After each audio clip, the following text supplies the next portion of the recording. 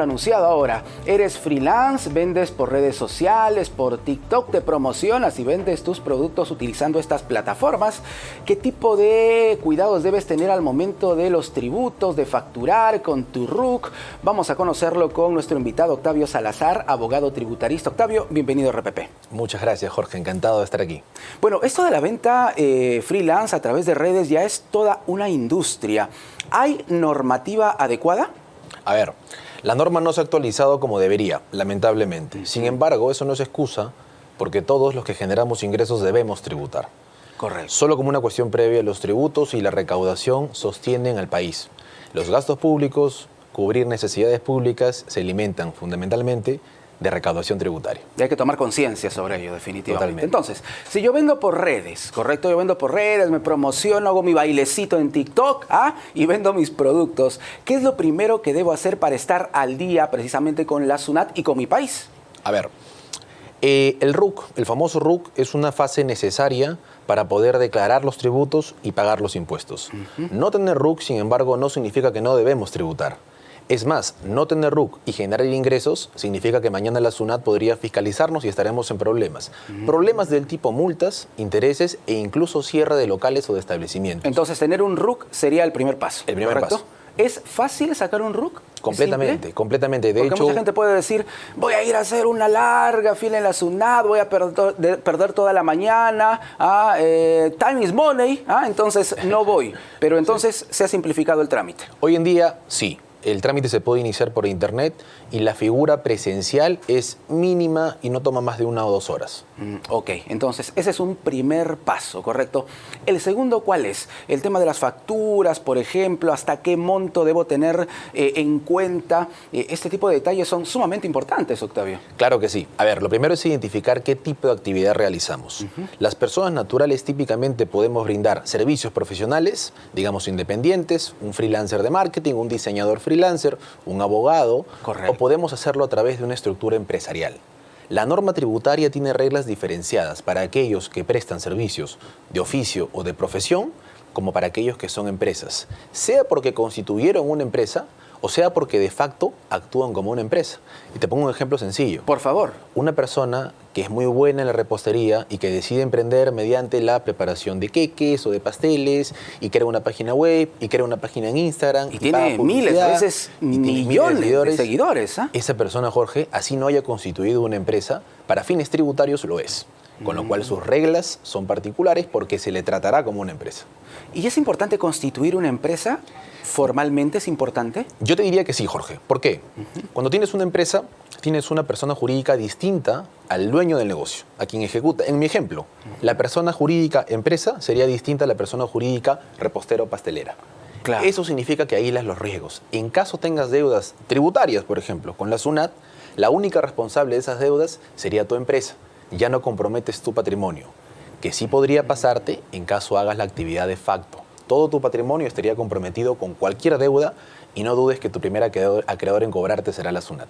Entonces es importante para separar, ¿no? Sí. Para separar los bienes que uno como persona pueda tener de los bienes de una empresa, que es el negocio que yo puedo tener, ¿correcto? Perfecto, tal cual. Por ahí va la cosa. Muy Tal bien. cual.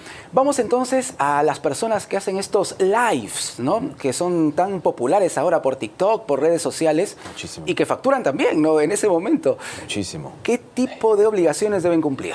Hay un estudio muy interesante de la OCDE, Jorge, que te dice que la facturación por negocios de internet, típicamente e-commerce basados en influencers o streamers, crece a billones y el Perú no se queda atrás. ¿Billones? Billones y el Wow. Perú no se queda atrás. Bárbaro. Plataformas como YouTube, plataformas como TikTok pueden pagar tickets altísimos a las personas que consumen esas plataformas y que brindan servicios a través de ella.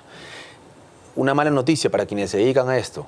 La SUNAT hace ya algún tiempo publicó un informe precisando que las personas que desarrollan actividades de tipo influencers, sea mostrando una marca o exhibiendo un producto, o streamers, sea vendiendo su propia imagen a través de la red, califican como empresas.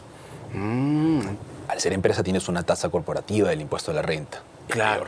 Entonces no se trata simplemente de promocionar un producto, correcto, en redes. Si yo, se me ocurre, ¿no? Con el ejemplo de las personas que tienen mucho talento para la pastelería, ¿no? Total. Y que de repente hay marcas, ¿no? Una marca de harina, no sé, de venta de huevos, de leche, ¿no? Que quiere promocionarlos.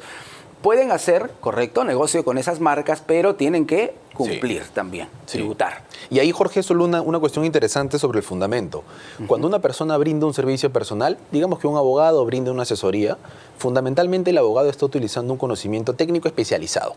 Pero si tú mezclas otros condimentos, ese abogado contrata una secretaria, ese abogado contrata una oficina, todos estos elementos en conjunto se denominan una suma de capital más trabajo, equivalente a empresa para fines tributarios. Y es lo que pasa en el claro ejemplo de los TikTokers o streamers en vivo, que tienen toda una industria detrás. Tienen 1, 2, 3 cámaras, tienen gente que los está siguiendo, publicidad. Ahí está el tema. Claro, y en el tema de la facturación, de hecho hay una ley, tú lo habías mencionado hace algunos instantes, una ley que también estuvo en el centro del debate, ¿correcto? Sí. Ha tenido éxito porque se habló también de alcanzar a estas empresas, ¿no?, que dan servicio de streaming, por ejemplo, ¿no? Entonces, ¿ha sido realmente beneficiosa para el Perú? A ver, nosotros tenemos un IGB implementado hace relativamente poco para servicios de streaming, como bien indicas. Si lo habrás notado en las facturas o en las boletas del Spotify o el Netflix, tienes un IGB cargado que lo pagamos nosotros, consumidores finales. Esto no significa, Jorge, hoy en día que la recaudación haya aumentado. Para nada. Esperemos, si es que los tan optimistas mensajes que en su momento tuvimos acompañando esta norma se logran hacer realidad. Claro, claro. ¿Y cómo se declara, por ejemplo, formalmente, ¿no? Para quienes hacen estos negocios por TikTok, por redes, hasta por WhatsApp, ¿no? Sí. ¿Cuál es el procedimiento para declarar? Y la pregunta nuevamente, ¿no? ¿Es engorroso? ¿Se ha simplificado? Porque ese es un tema que también desanima, ¿no?, a muchos peruanos que quieren entrar a la formalidad. Ahí estoy contigo al 100%, Jorge. Creo que la burocracia es un factor que desalienta la formalidad. Exacto. Y deberíamos abrazar el problema de otra manera. No imponiendo, sino construyendo confianza. Y a tu pregunta, hoy en día es mucho más fácil, digamos, caminar por el sendero formal. Las largas colas en la SUNAT para activar el RUC, que es el primer paso, ya no van más. Tú puedes gestionar el trámite por internet. Y una vez que tienes el RUC activo, para lo cual necesitas el DNI vigente, un correo electrónico y un celular, 3 elementos, con ese RUC activo puedes empezar a declarar tus ingresos. Antes, mi sugerencia en todos los casos es identificar qué actividad económica realizamos o vamos a realizar y también identificar dentro de qué régimen tributario podemos estar. Tienes al RUS, tienes al régimen especial, tienes al MIPE tributario y tienes al régimen general, que es para grandes empresas. ¿Qué te parece si ponemos un ejemplo, ¿no? En 2 ámbitos, ¿correcto? Vamos, se me ocurre, no sé, un psicólogo, ¿no? Un psicólogo que brinda servicios por la profesión que tiene, sale en redes, ¿correcto? Y comienza a tener marcas que también quieren trabajar con él, da asesorías a través de las redes. ¿Dónde encajaría este profesional? Que puede ser un abogado también, ¿no? Por ejemplo. Tremenda pregunta, Jorge. A ver, el servicio profesional, en la medida que esté únicamente o fundamentalmente sostenido en la actividad, en el oficio o en la profesión o el arte de esta persona, encajaría en el rubro de trabajo independiente. Trabajo independiente. Independiente. Okay. Pero si esta persona empieza a sumar elementos como atención de marcas, consultorio, una persona que le ordene la agenda o que le conteste las llamadas, es típicamente un caso de actividad empresarial. Ya es actividad empresarial. Ya es actividad empresarial. Y en el caso de esta señora que ya ha sucedido muchas veces, acá en la RPP hemos conocido muchísimos casos, una señora que de repente, bueno, se vio lejos de cualquier oportunidad laboral, salió en redes, comenzó a preparar su papita rellena, sus postrecitos, y de pronto tuvo tanto éxito que tiene millones de seguidores. ¿Cómo encajaría esta mamita que también se ha convertido en emprendedora a través de las redes con el oficio, ¿no? Con su talento también en pastelería, por ejemplo? Claro que sí. En este caso tienes una mezcla evidente de capital más trabajo. Claro. Hay un capital, hay quizás una breve descripción de los insumos que tiene, de las máquinas que utiliza, y hay un trabajo que es su talento y su arte. Esa mezcla genera una actividad empresarial. Y la última, ¿necesita un asesor, un emprendedor digital, un emprendedor en redes, o este tipo de trámites los puede realizar solos? ¿O siempre es bueno asesorarse? No sé, ¿tú qué me dices? A ver, de hecho es una pregunta un poco tendenciosa, en el buen sentido, pero a mí me encantaría vivir en un lugar donde los asesores podamos tener una actividad residual o mínima y que las normas sean tan claras donde una persona que decide emprender pueda manejarse sola desde el inicio, por lo menos hasta gran parte del emprendimiento. Lamentablemente en el Perú, y lo digo de frente, debido a la burocracia y a la poca, creo yo, concientización de las autoridades respecto del emprendedor, termina siendo un problema tratar de mandarse a la formalidad sin antes haber analizado cuáles serían las posibles implicancias. Y para eso es necesario un asesor. Claro, y estamos hablando de un asesor en temas tributarios específicamente. Sí, un asesor tributario contable creo que es básico, especialmente cuando estamos hablando, Jorge, de actividad empresarial. Yo me voy a quedar con las ganas también de preguntarte esto de la monetización, ¿no? De la monetización. Claro, hay que cumplir con los tributos, con los impuestos, ya, hasta ahí muy bien, pero también vamos al otro lado, ¿no? Al ámbito de las ganancias que puede tener un emprendedor. ¿Cómo se maneja esto de la monetización y qué normas tenemos en el país al respecto? Interesante, Jorge. A ver, una cuestión clave y que todos debemos entender es que el dinero que fluctúa a través del sistema financiero siempre deja huella. Es decir, por más que una persona cobre por un servicio que brinda o por una actividad empresarial sin acompañarse de un RUC, sin acompañar sus ingresos declarados, al margen de la tributación o de la formalidad, el dinero deja huella. En algún momento, no lo dudes, la SUNAT nos va a fiscalizará la situación y típicamente lo que argumentará es un incremento patrimonial no justificado. ¿Qué es eso?